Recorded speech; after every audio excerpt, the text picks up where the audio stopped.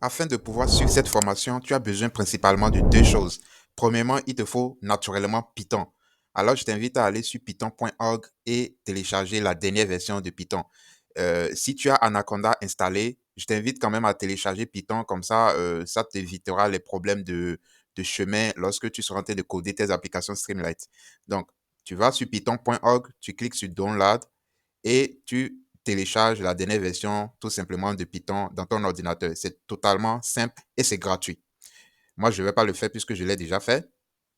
Une fois que c'est fait, tu as maintenant besoin d'un éditeur de code.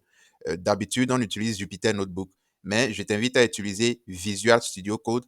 Visual Studio Code, c'est un éditeur de code créé par Microsoft. Il est très bien, moi je trouve. Il a plein d'extensions. Franchement, lorsque je veux créer des applications web, j'utilise Visual Studio Code. Parfois même, je fais mes projets data science dans Visual Studio Code. C'est un éditeur de code totalement complet et totalement gratuit. Donc, tu vas sur ce lien-là, code.visualstudio.com et tu vas télécharger Visual Studio Code. Il y a pour Windows, macOS, Linux. Donc, moi, j'ai Windows, je vais télécharger pour Windows. Donc, une fois que c'est téléchargé, tu l'installes.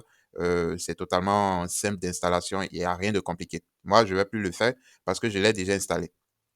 Et une fois que tout ça s'est installé, maintenant tu peux commencer par coder, tu peux commencer par créer tes applications. Et je vais te montrer, avant de terminer la vidéo, je vais te montrer une petite astuce, peut-être que tu ne connais pas, mais qui te sera utile lorsque tu travailles dans Visual Studio Code. Alors, supposons que pour cette formation, tu as créé un dossier dans ton disque D, d'accord, et que dans ce dossier, tu veux travailler dans ce dossier. Ce dossier sera ton répertoire principal de travail. Alors, pour ouvrir Visual Studio Code, il te suffit de venir dans la barre de recherche ici, tu cliques là, tu tapes CMD pour ouvrir le terminal et il t'amène directement dans le répertoire de travail que tu as spécifié.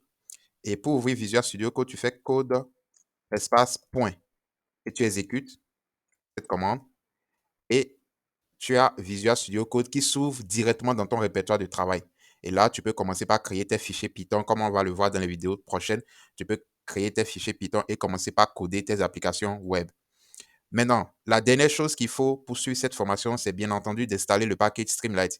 Donc, je t'invite à faire, tu cliques ici, Terminal, New Terminal, d'accord, et on va installer tout simplement Streamlight en faisant pipe install Streamlight. Et tu exécutes. Moi, je ne vais pas le faire parce que j'ai déjà exécuté. Je ne veux pas que la vidéo prenne trop de temps. Donc, tu l'installes.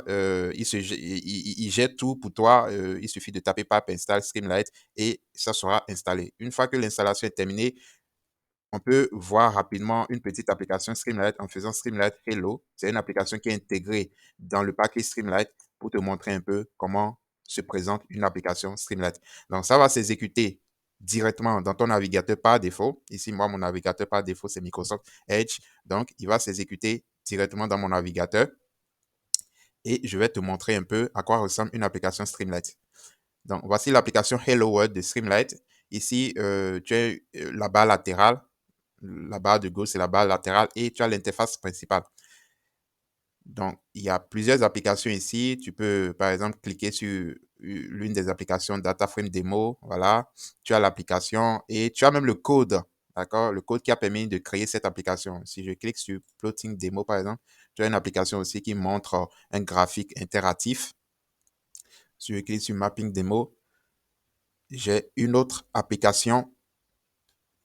Et ce qui est intéressant, c'est qu'il te présente le code qui a permis de générer cette application. Donc, voilà l'environnement de travail. Tu as besoin de Python, tu as besoin de Visual Studio Code. Tu dois installer Streamlight en faisant pipe install Streamlight. Et je viens de te montrer un peu à quoi ressemble une application Streamlight qui s'exécute directement dans ton navigateur par défaut. Et donc, dans les prochaines vidéos de la formation, je vais t'apprendre réellement à coder tes propres applications web en data science et machine learning.